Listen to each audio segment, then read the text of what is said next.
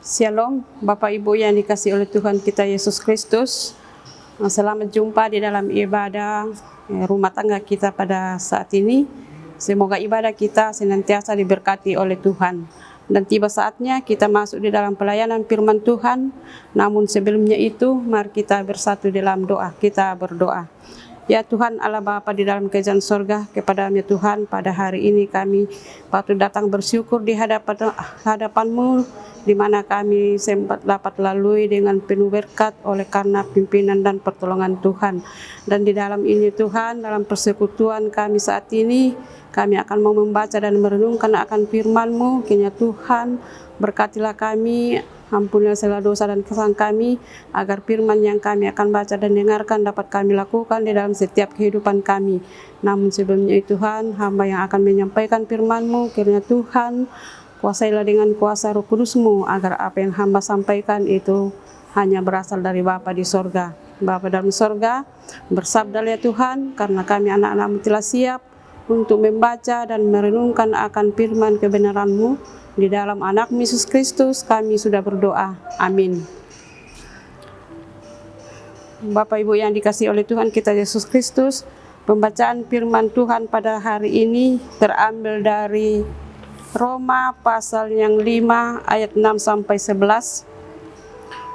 Roma pasal 5 ayat 6 sampai 11 yang menyatakan, karena waktu kita masih lemah, Kristus telah mati untuk kita orang durhaka pada waktu yang ditentukan oleh Allah. Sebab tidak mudah seorang mau mati untuk orang yang benar, tetapi mungkin untuk orang yang baik ada orang yang berani mati. Akan tetapi Allah menunjukkan kasih-Nya kepada kita oleh karena Kristus telah mati untuk kita ketika kita masih berdosa. Lebih-lebih karena kita sekarang telah dibenarkan oleh darah-Nya, kita pasti akan diselamatkan dari murka Allah. Sebab jikalau kita ketika masih berseteru diperdamaikan dengan Allah oleh kematian anak-Nya, lebih-lebih kita yang sekarang telah diperdamaikan pasti akan diselamatkan oleh hidup-Nya. Dan bukan hanya itu saja, kita malah bermegah di dalam Allah oleh Yesus Kristus Tuhan kita, sebab oleh Dia kita telah menerima perdamaian itu. Demikianlah firman Tuhan. Bapak Ibu yang sama dikasihi oleh Tuhan kita Yesus Kristus, tema dari pembacaan kita pada saat ini sesuai dengan SBU, yaitu diperdamaikan dan diselamatkan. Bapak Ibu yang dikasihi Tuhan, setiap kita ini adalah manusia biasa yang tidak pernah luput dari dosa dan kesalahan. Dan itu terdapat di dalam Roma 3 yang mengatakan, tidak ada yang benar seorang pun tidak. Jadi tidak ada seorang pun yang di muka bumi ini yang tidak pernah melakukan kesalahan di dalam setiap kehidupannya.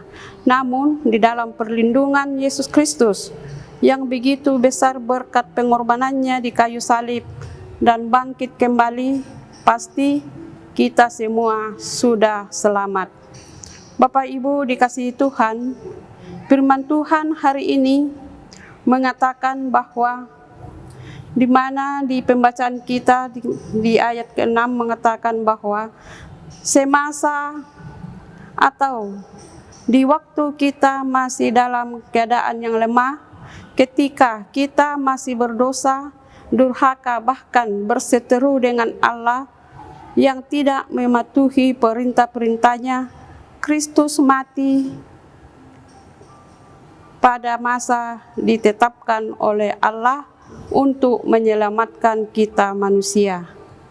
Ternyata sebelum kita sebelum Tuhan kita mengaku dosa, Tuhan sudah berkarya di dalamnya, di mana Allah telah menyatakan kasih-Nya kepada manusia dengan membawa korban satu-satunya yang berharga, yaitu Yesus Kristus. Dan saat itulah kita memandang kepada pengharapan dan berbahagia, yaitu menerima pendamaian dan keselamatan. Kristus mati pada masa yang ditetapkan oleh Allah untuk menyelamatkan kita, orang jahat. Dan di ayat 7-8 dapat juga dikatakan bahwa mungkin ada orang yang bersedia mati bagi orang yang baik hati, tetapi Allah telah menunjukkan betapa besar kasih-Nya kepada kita semasa kita masih berdosa. Bapak Ibu yang dikasihi oleh Tuhan Yesus Kristus, Ia mati di kayu salib dengan menggenapi janji-janji-Nya. Akan tetapi kita diselamatkan ketika kita benar-benar percaya kepada Tuhan Yesus Kristus. Dan kita harap bahwa Tuhan sudah disalibkan, sudah bangkit, kita akan benar-benar selamat. Tetapi itu bukan jaminan, oleh karena ketika kita kurang percaya, maka kita tidak akan mendapatkan keselamatan dari Tuhan. Dan dalam 1 Petrus 1:18 mengatakan,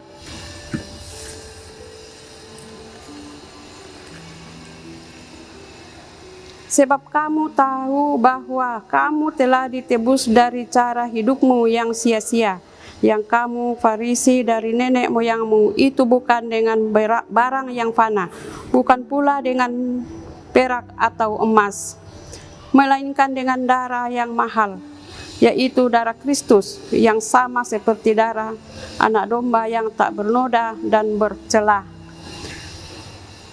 Jadi ketika kita percaya kepada Yesus Kristus, saat itulah kita menerima anugerah keselamatan itu melalui iman percaya kita kepada Tuhan Yesus Kristus. Dan di ayat 9 dan 10 dikatakan di sini, lebih-lebih karena kita sekarang telah dibenarkan oleh darah-Nya, kita pasti akan diselamatkan dari murka Allah. Sebab jikalau kita ketika masih berseteru diperdamaikan dengan Allah oleh kematian anak-Nya, lebih-lebih kita yang sekarang telah diperdamaikan pasti akan diselamatkan oleh hidup-Nya.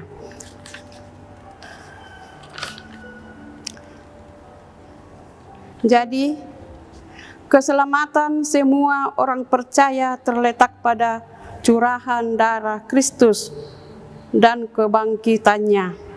Dan di ayat 11 di situ dijelaskan bahwa Rasul Paulus katakan bahwa orang-orang yang percaya tidak hanya mengharapkan keselamatan dan kehidupan di sorga yang kekal, tetapi sekarang juga menjadi manusia lain, yaitu manusia yang bermegah di dalam Allah. Paulus di sini menekankan bahwa kebanggaan dan kemegahan kita hanya ada peroleh di dalam Yesus Kristus yang telah memperdamaikan kita dengan Allah, dan itulah sukacita pendamaian Allah yang sesungguhnya dikaruniakan Allah bagi kita. Jadi baiklah kita bermegah karena kesengsaraan, karena itu akan menimbulkan ketekunan, dan dari ketekunan kita memperoleh ujian, dan disitulah kita akan memperoleh pengharapan dari Allah, atau kita akan memperoleh keselamatan yang berasal dari Bapa di sorga. Bapak Ibu yang sama dikasihi oleh Tuhan, hidup dalam damai sejahtera tidak berarti kita bebas dari pergumulan hidup, bebas dari masalah atau penderitaan. Karena itu, baiklah kita bermegah di dalam kesengsaraan, karena itu menimbulkan ketekunan.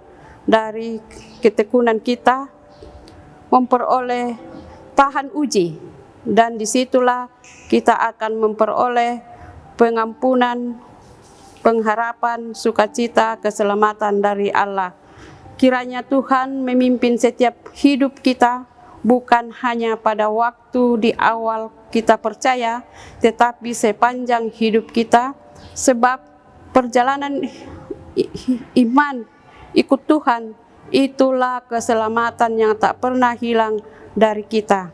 Sekarang kita perlu sadar bahwa peranan yang kita lakukan bukan saja percaya dan mengaku, tetapi lebih daripada itu, yakni bersaksi melalui tindakan dan perhatian nyata kepada kita sesama, dan tunjukkan teladan yang benar, agar hidup kita senantiasa berhubung dengan Yesus Kristus yang adalah sumber kasih damai sejahtera. Tuhan Yesus memberkati kita. Amin.